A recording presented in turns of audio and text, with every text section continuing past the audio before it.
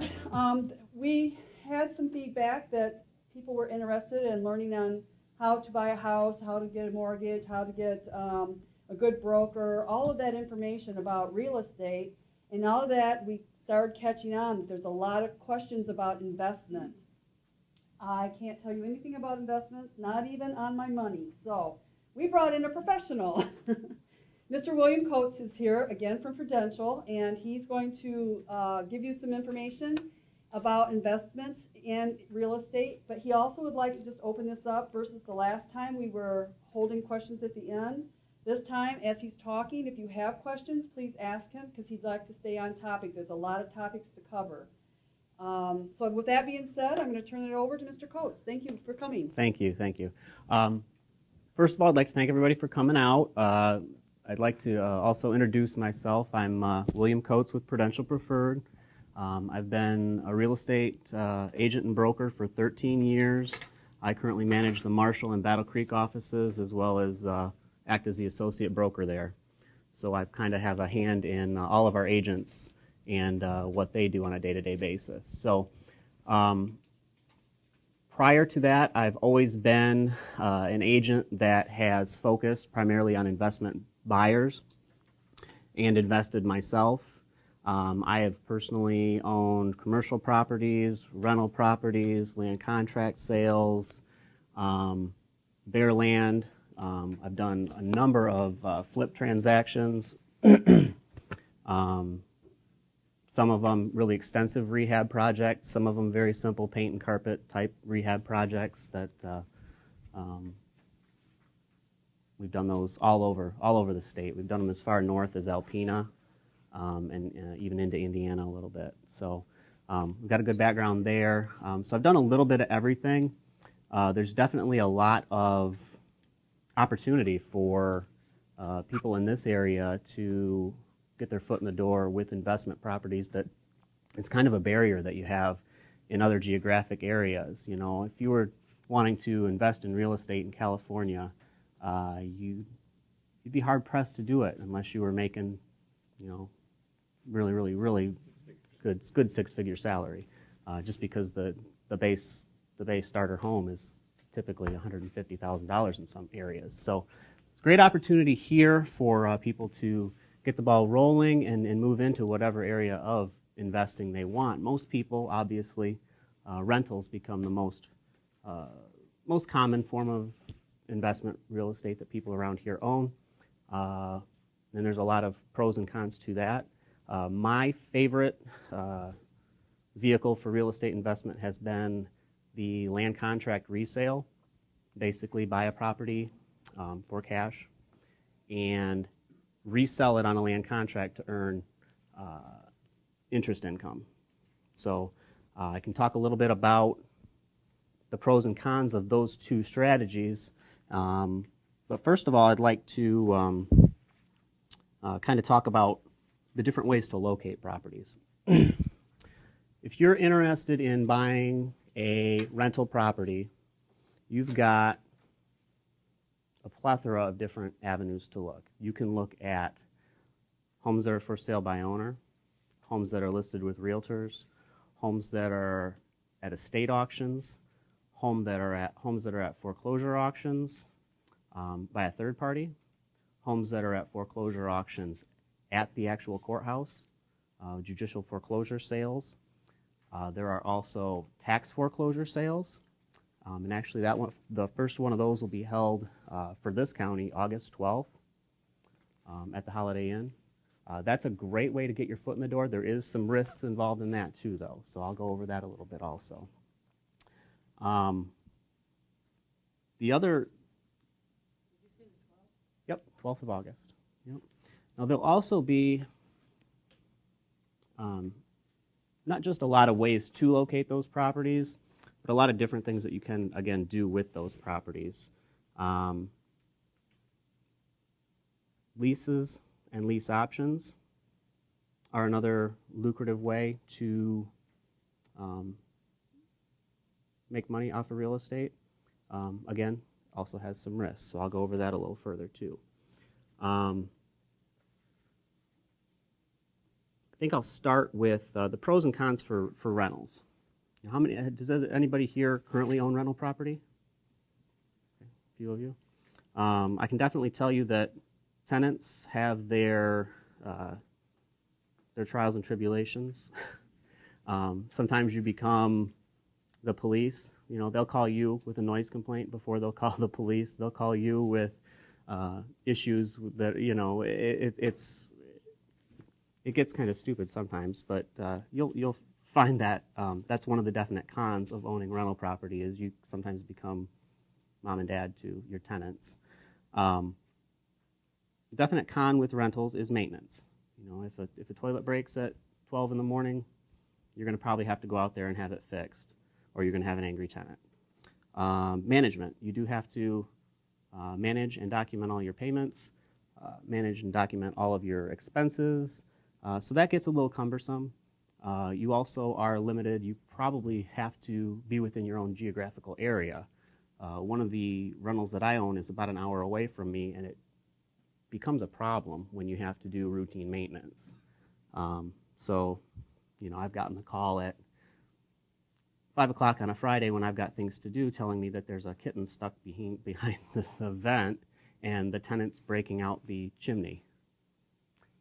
So that's just one of the things that you might run into as a residential landlord. The other con would be compliance with codes. Those codes are constantly changing. Sometimes a property that might be up to code at the time a renter moves in, either through tenant damage or just a change in the code, it may not be compliant. So you'll constantly have to worry about that. Tenant turnover is also an issue with rentals. You may have, depending on the type of property and how well you screen, you may have high turnover for rental. Damage, again, I mentioned that. And the other big one is liability concerns. If somebody were to slip and fall on your property, you are the owner. And although, you know, snow removal or issues of that nature may be the responsibility of a tenant, I can tell you if there is a lawsuit for something like that, the owner of the property will get drawn into it. So you got to make sure you're covered with your insurance policy for that reason. The pros on owning rental property is the big one is depreciation. On a residential structure, you are able to depreciate every year all of the, not the land value, but just the structure value of that property. And that is, for residential, it's based on a 27.5-year cycle. So basically, if a property is worth $100,000, you're going to get about a $3,500 a year in depreciation. So that's a good benefit, obviously, to having a rental property. With rentals, you have steady income. You know, you'll get that monthly check.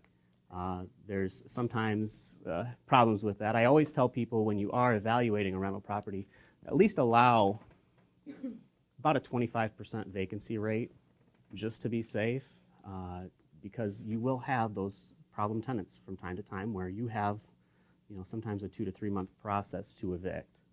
So you have to at least account for that potential. Steady demand for rentals. I've always really liked, both for land contract resales and for rentals, the single family home. 2 to 3 bedroom. When you compare those to an apartment or to a smaller maybe 1 bedroom home or duplex, you get much more steady tenants, less transient people that are going to move in and out. So people that are drawn to the single family home with a yard are usually, traditionally, much more stable, steady tenants for you. There's also a lot of other write-offs with rental property. If you make capital improvements, such as carpet, windows, things of that nature, you can actually accelerate the depreciation on that. And there's different schedules for that.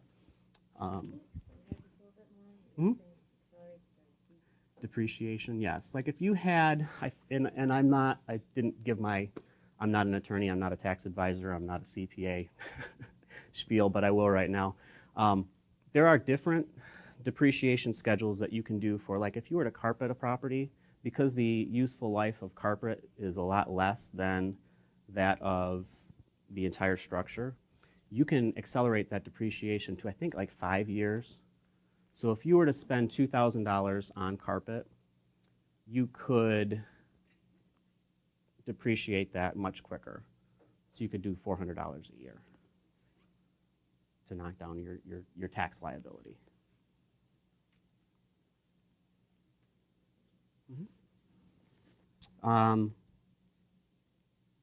For land contract resales, if you're not familiar with how that works, basically that's when you're buying a property and you basically become the bank.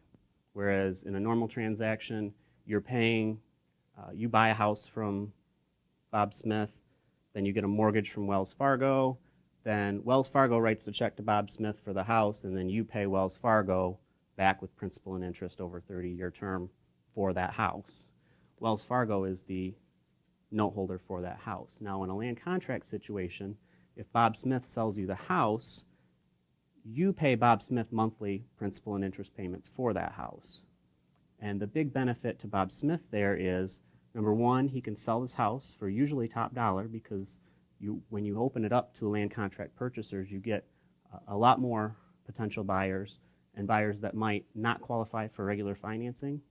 So they're maybe willing to pay a little more and maybe pay a little more than market interest rate also. If Bob Smith was at retirement age and really didn't have a solid investment that would earn him more than 8%, 9% interest, he could sell his house on land contract and achieve that and have a very safe investment, because if you did default on that, he would have the first lien to take that house back and resell it again. The big benefit on, yes? In this market, do you find a lot of sellers that are willing to do land contracts? A lot of investors are. A lot of people can't sell on land contract if they have an underlying mortgage. So if let's say Bob Smith in our example had a mortgage with Southern Michigan Bank that had a $50,000 balance, he might be hard pressed to be able to sell that property for even a substantial amount higher, because every mortgage has what's called a due on sale clause, and a land contract transaction is considered a sale. Now there are some local banks that do allow that in special circumstances, but you do need to make sure that you get the proper authority to do that. I'm actually in situations right now where some investors don't get that authority to do so.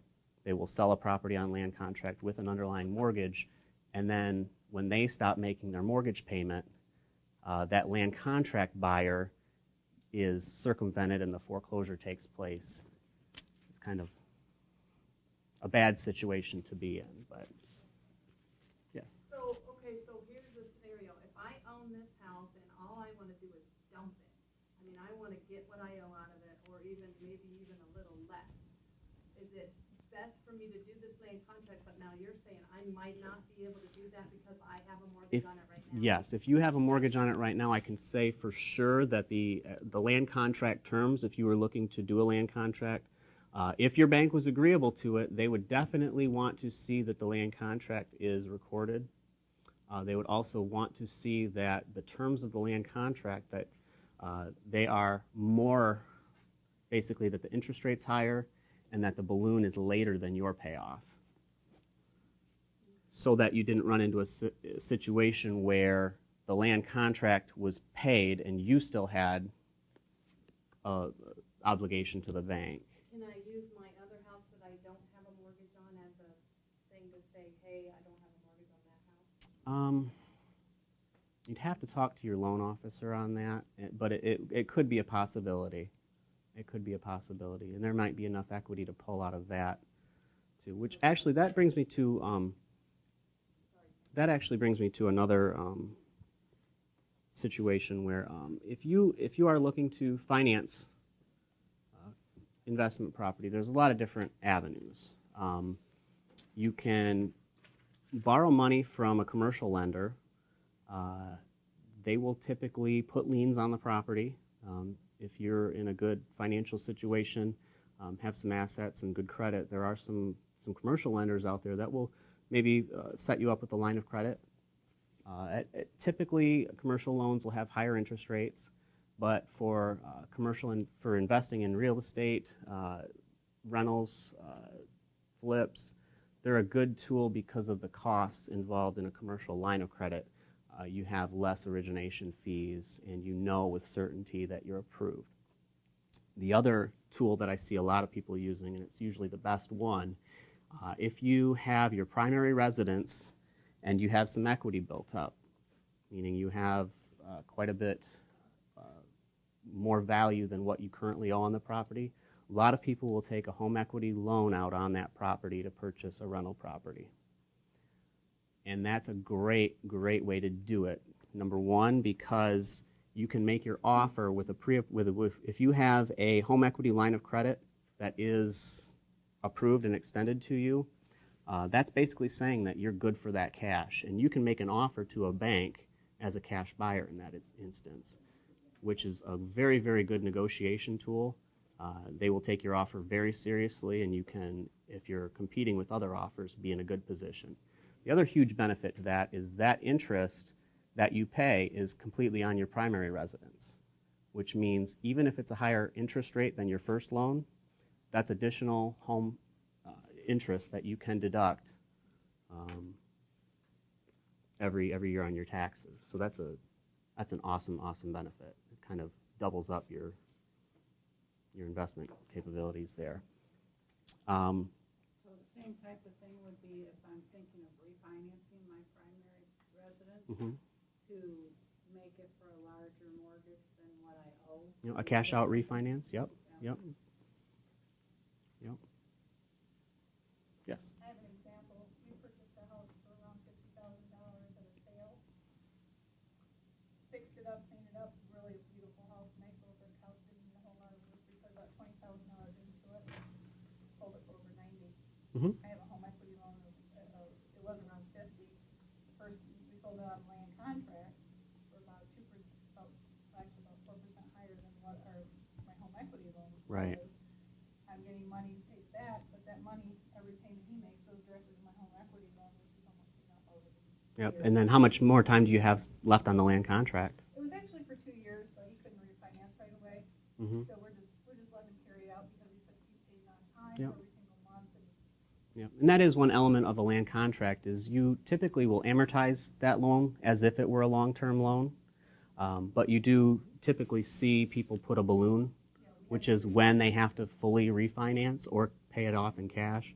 And a lot of investors will happily extend that if they've paid well and if the income is good. You know, you'd be in probably worse shape if you had to evict and set it back up again. He's real good. He actually does a direct deposit from his actual paycheck. Direct deposit rate is one of our accounts.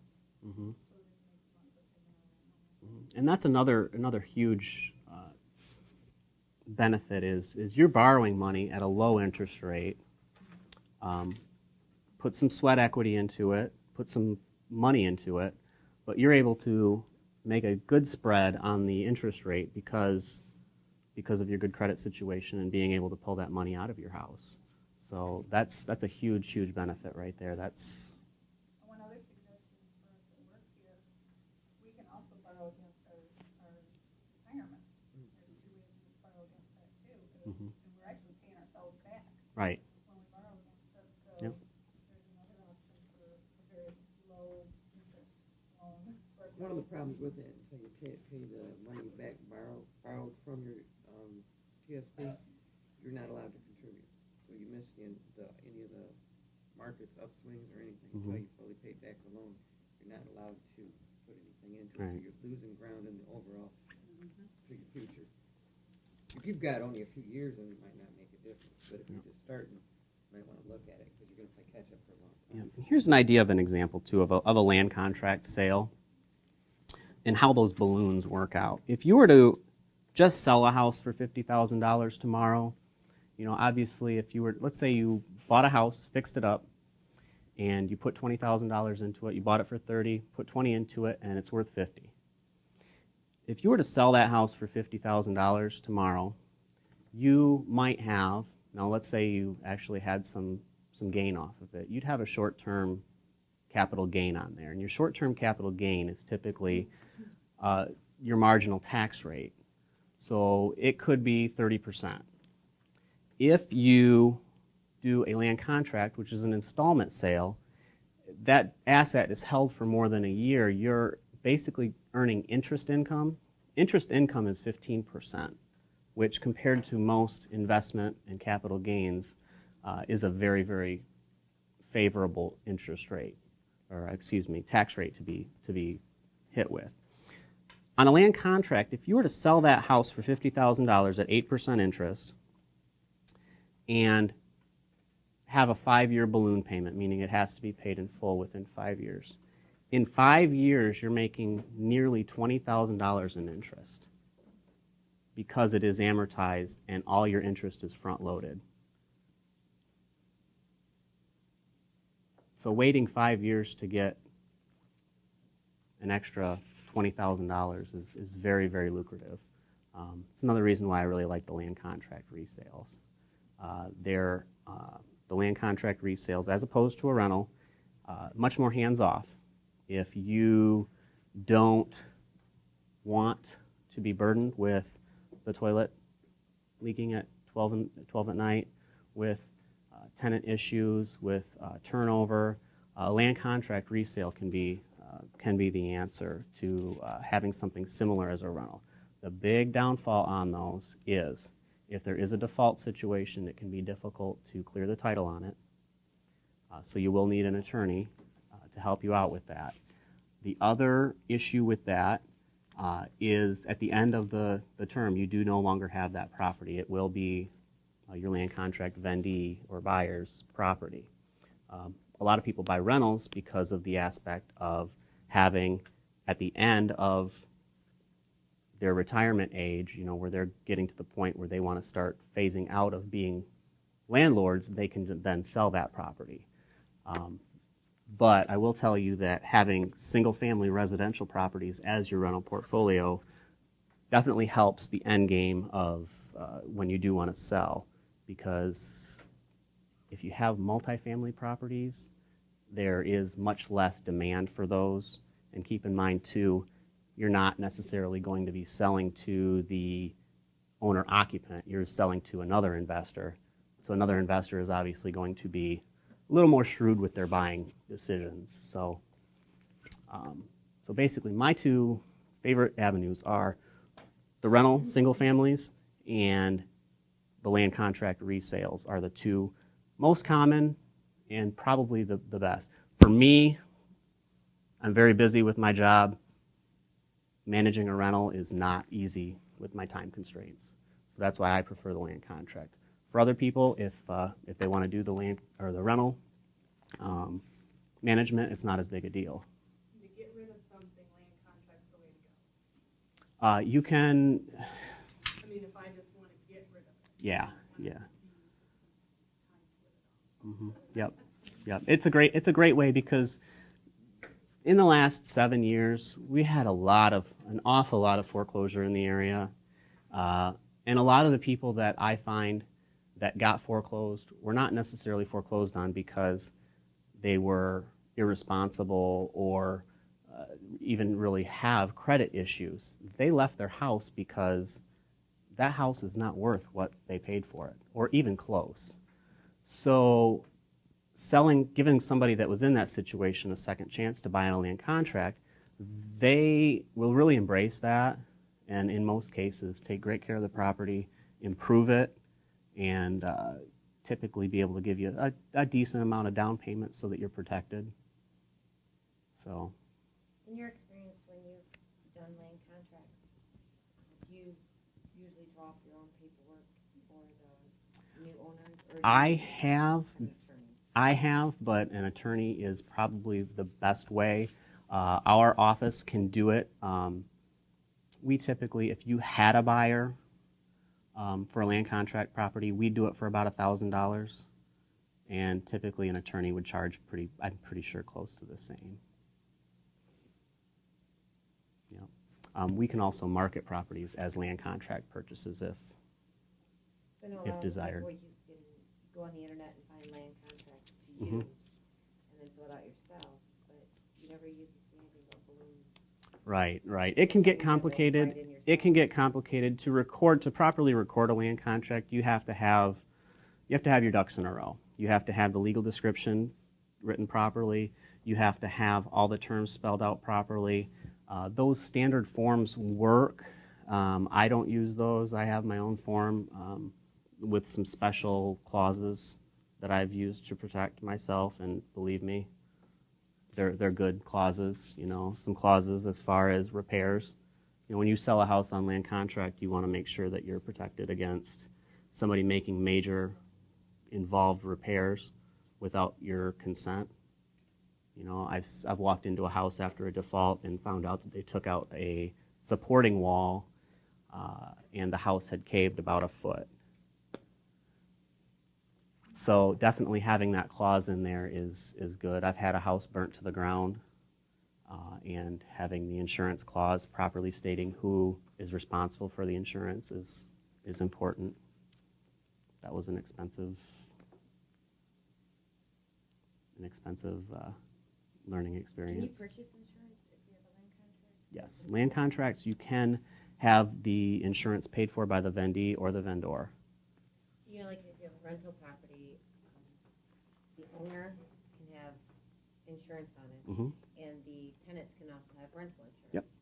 Yep. But when you're selling on a land contract, of course, they can have insurance, but can you have your own policy? The way I advise people to handle that is to have the actual purchaser of the land contract put the insurance in their name with the vendor or seller of the home named as a first loss payee, meaning if you have a home that's insured for $50,000 and there is a $60,000 claim, that $50,000 land contract will be paid off first with any insurance proceeds.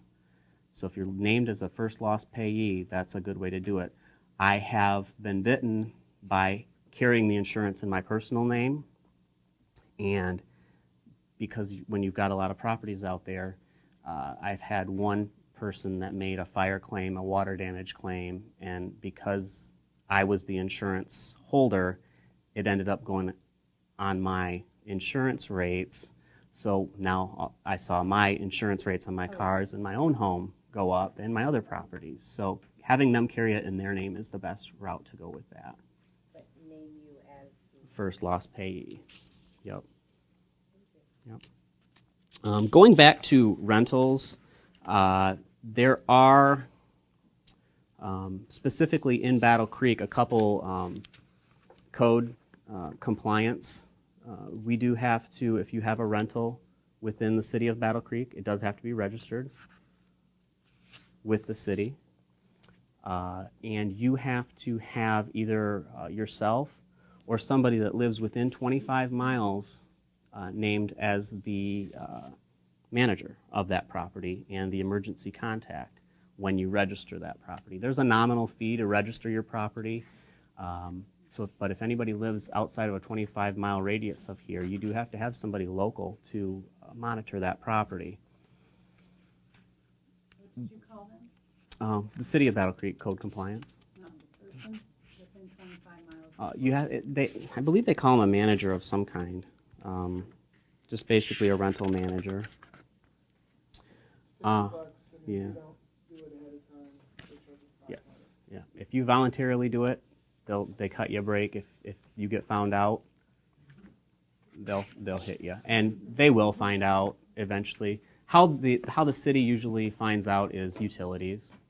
If they see an owner's name different from a occupant's name, even if it's a family member, they're going to make you register that property as a rental.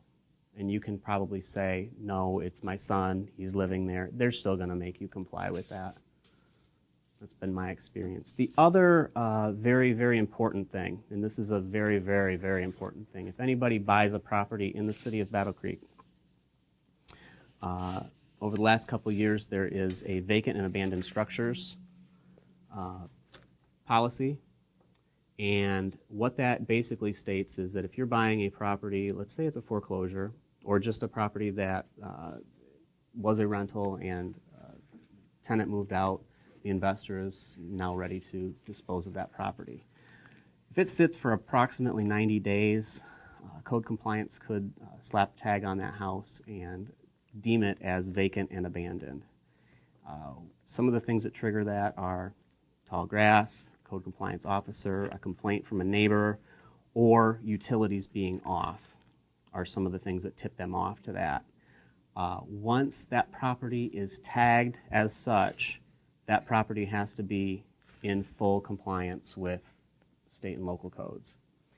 So if we run into it a lot on the real estate side, because if a bank sells a property very quickly, you might be under that 90 days of vacancy. A person will inspect the property, and at inspection have the utilities turn on it. That will trigger the city looking into it and deeming it vacant and abandoned during the transaction process or right after. So if you could buy a $15,000 to $20,000 house and think that it's pretty close to move-in condition, that you could start earning some rental income off of, and quickly find out that new electrical, new wiring, new roof is required before they'll even give you an occupancy permit. So your $20,000 investment just turned into a $40,000, $50,000 investment before you can get anybody into it. Yes?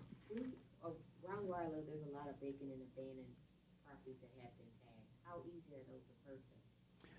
They're typically easy to purchase. Are they currently listed for sale or not? No. Okay. Many of those may be either pre-foreclosure properties, properties that are going through foreclosure. We've kind of got a situation where it's a good thing and a bad thing. I call it a double-edged sword, where in Michigan we have a 6-month redemption period. In many instances, the person that lost that property really had no intention of ever getting that property back. They didn't want it anymore, so they left and abandoned it. And unfortunately, that house still has to sit for that 6-month period before it can be put back on the market. So you'll see a lot of deterioration, a lot of vandalism. It's boarded up, it's unsafe. But on the other hand, sometimes in that 6-month period, people can redeem them. I would say that if it's a bank-owned property, you'll see some types of sheriff's notice, which is a thin strip, which will say the amount owed and which bank is foreclosing. That will then go to sheriff's auction. And at the sheriff's auction, typically the bank is the high bidder because the bank is protecting their investment in the property. If the bank is the high bidder, then that bank usually facilitates a sale through, most of them have a local agent that they use. If it is a tax foreclosure sale where there was no mortgage on the property, or maybe there was, it's rare that there is a mortgage, but if the taxes aren't paid for 3 consecutive years, the county will actually foreclose on that property for non-payment of taxes. And paying the taxes actually trumps even a mortgage. So if there was a mortgage, that bank would have to either catch up the taxes on their own accord or be subject to losing that property's interest completely by the tax foreclosure. So if you see anything on those properties that says county tax foreclosure, which in our case, I tried checking last night. Typically there's an auction, a third-party auction service, John Bippus, typically does them at the courthouse. I see this year it's going to be at the Holiday Inn out by Myers. They will post and they have a pretty nice website where they'll have photos. They'll have an actual yellow sign in front of the property that says, a few months before that it's going to be auctioned. And at those tax foreclosure auctions, the first auction, August 12th, will be the amount owed for the property taxes for those 3 years. And if that amount is not achieved at the first auction, a month later, typically, they'll have a second auction, which is the minimum bid of $50. It's where they start. And most of those properties don't sell. About 90% that go, I can they tell can't you, get. there's 5 houses on my street that have been vacant for at least 3 years. It's likely that they're tax foreclosures. We've been just sitting there, I'm like, well, I'm sick of looking at them. And the land bank has federal and local money that they will, Kalamazoo is doing it also, they will knock down houses that are blighted beyond.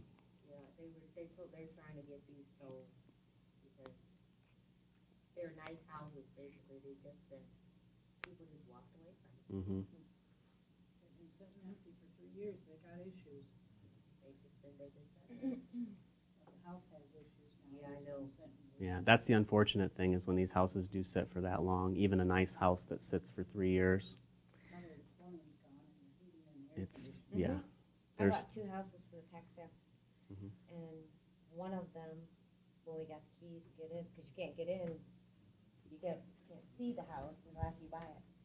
And when we got in, it had been what they call mined, where they went in and took out all the pipes, even the registers, because they were metal. Yep. The entire place was empty.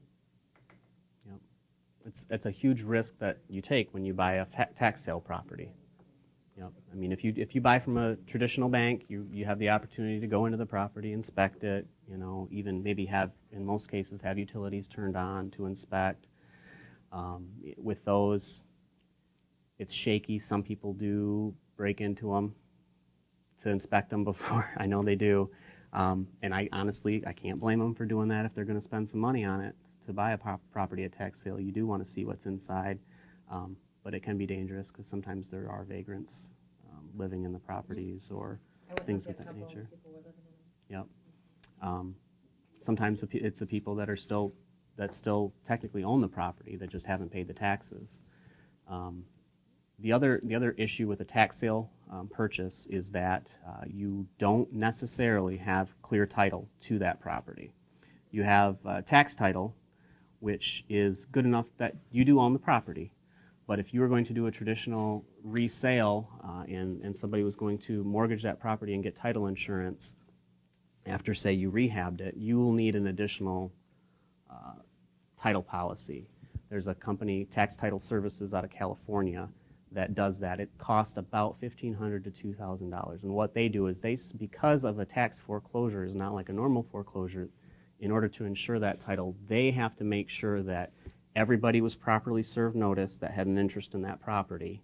And they go through a lot of extra steps to verify. They actually have somebody come out and physically inspect the property to ensure that the prior owner is not involved in any sort of way. So, and they're, If they come out and find the prior owner still living in the house, what happens at that point? it would be unlikely because you as the investor would be buying that policy. So it's a very cumbersome process that they have to go through, but that is one of the steps that they actually take. How do you get a list of those tax foreclosure sales? Because most of the one, like if they put it in the paper, it's all by the legal description, like you said. And Mhm. I don't know whether I can read It's the legal description. It's very, very hard. And that's a huge risk too, is you don't necessarily know exactly what you're buying sometimes. Some of them are 10-foot wide strips that are a mile Very, long. very often. In Very Calhoun often. County, if you go to the Calhoun County Department there in Marshall, they'll give you address lists. Yep. There's a gal in the office named Penny. And if anybody has any anybody that has any specific questions, if you put on the list here when you leave your email address, I can send you links to tax sale sites that have listings for the entire state. I believe it's tax-sale.info for that one.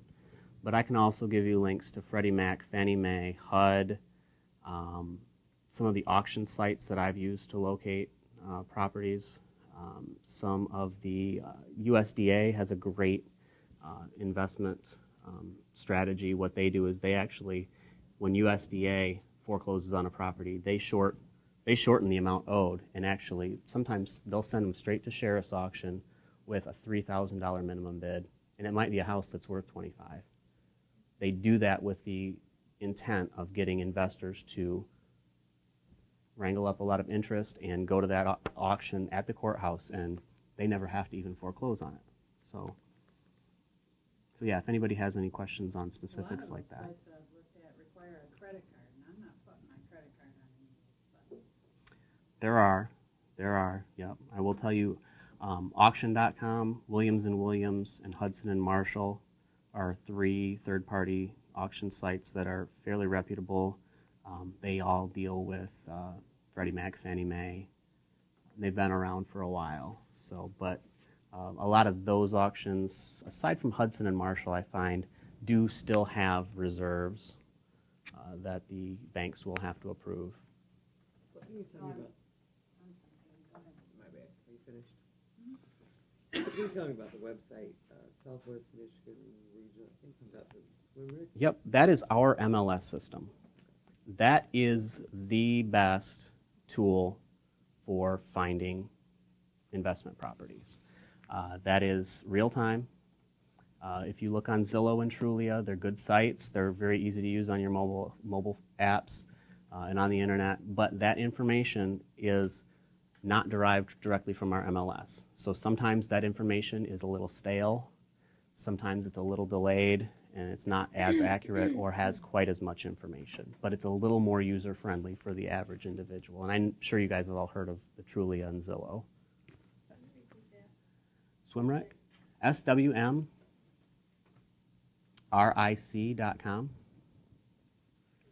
And I was an unfortunate person of an illegal foreclosure. I lost my home after almost 20 years. I had to recoup really fast. That website allowed me to purchase one for myself and also for my son. So, and it is very user-friendly. And we It actually... connects you with the realtor for Yeah. that property. So Yeah. there's no guesswork, and it gives you the phone numbers. So Mhm. it's really a good It website. is a to good try. website. Yeah. The problem I found though, every time I found a property that I wanted on there, Oh, I would bid on it, and they would receive like 6 bids, and somebody else bid maybe $5 more than me, and they got it. They're like, It's- these well, if you are told me I'd spent another 1,000, good. you know, could we like, Yeah. and then I'm kind of wanting like an auction kind of thing going. Yeah. But if you bid just under a little bit, you lose it. Yep. I've tied on a house before. Have you? Exact, right down to the nickel. So then they came back to both of them? No, and tied? it was a HUD foreclosure, and in those situations, it's electronic. Computer randomly picks one. Just randomly picks one? Not the first one that came in, just either or. Yep. Yep. Good to know. And they got it. Yeah. The other little wrinkle to Swimrick is if you have an agent can set you up on an auto prospecting and a client portal, so you can communicate with an agent. If you've got a preferred buyer's agent, I do. you can It's communicate. actually with your company. Yep, you can communicate with them very easily, and you get real-time emails right when those properties come out too. So, and I can tell you right now, it is insane how many multiple offer situations there are on houses. It used to be just the foreclosed properties. Now it's estate sales, typical, regular, living, breathing people. When they put their house on the market, we are experiencing multiple offers, which is great now. Over the last 5 to 7 years, the flip investment strategy was probably the preferred method because of so much volatility, and you didn't want to hold properties for very long while it was on a downtick. Now, a buy and hold long-term land contract or a long-term rental type strategy would be a great avenue for somebody to invest, because you buy not only when interest rates are really low, but when the market is improving, and we're way at the bottom. So you've got lots of room for improvement. I think if you buy an investment house in the $50,000 range now, 10, 15, 20 years, it may be a $75,000, $80,000 house without too much trouble, really. Have you ran into problems where you purchased a home for, that's worth around the 50,000 range, because of the inspectors or your SCD, it's only worth 50,000, but you put in more, it's worth 75. That's You can't that's get the a mortgage. Nobody can get a mortgage to purchase it from you. that's the big risk with doing the flip type investing, is that you have to really know what if that home were done and done nice, what it would potentially sell for. And there's always wild cards out there. That's one reason why I really prefer single family homes, is because there's always a need for them. If you have to change your strategy, I've had homes where I've intended to flip and resell, couldn't flip and resell, land contracted it, had a land contract default, had to take it back, land contracted it again, land contracted default, had to take it back again, and now I'm on the third time. Each time the house value dropped, there was more tenant damage or land contract vendee damage. You know, I've walked into broken pipes and a foot of water in the basement and a $1,000 water bill. You know, you have that type of thing, but the good thing about the single-family residential properties is you've always got other options.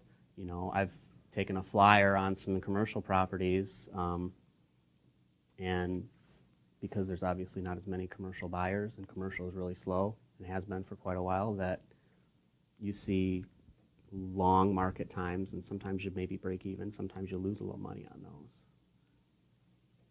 But one last thing that I'd like to talk about is IRA investing.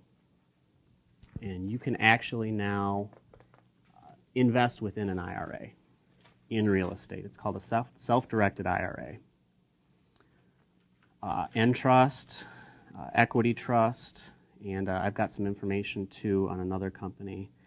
Basically in that situation, if you make IRA contributions, you can buy real estate within that IRA. You're limited as to what you can do with that property, as far as you have to pay for any repairs with IRA money.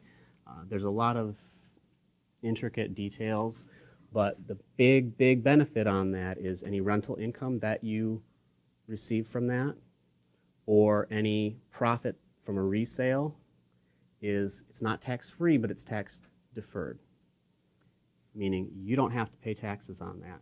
If you hit the age of 65, you don't have to pay taxes on it. You can withdraw from that. So if you buy a property and have a $10,000 profit, use that money, buy another property, have another $10,000 profit, buy another property, have another $10,000 profit. If you do it within an IRA, that's $30,000 when you retire.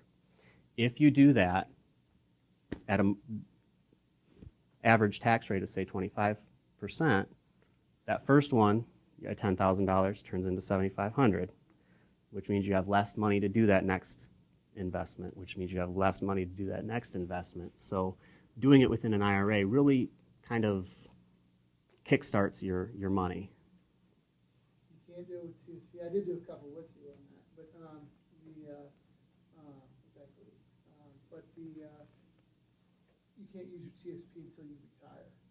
And just because our thrift savings plan won't allow us to transfer to one of those three companies we're Okay. talking about until you actually retire. So you have to have other IRA money outside of the TSP. Okay. And then you can transfer that into, your IRA are properties, and you can do it all day long, but you can't, for us, it's got to be outside of TSP or you have to be retired. And there are drawbacks to that too. It's a cumbersome process. It's very hard to get your documentation down because all the money does have to come from that IRA, and it's hard to buy bank-owned properties that way. So I guess at this point I will open it up to general questions if anybody has any that they've been holding back. No? Okay, well, thank you, William. That was very informational. And if you have any more questions, you can either email them to me, or again, you can fill out the sign-out sheet up there for Prudential, and also the disclaimer, and then I can make sure that William gets it. So again, thank you for coming, and thanks for your patience, and happy investing. Will you be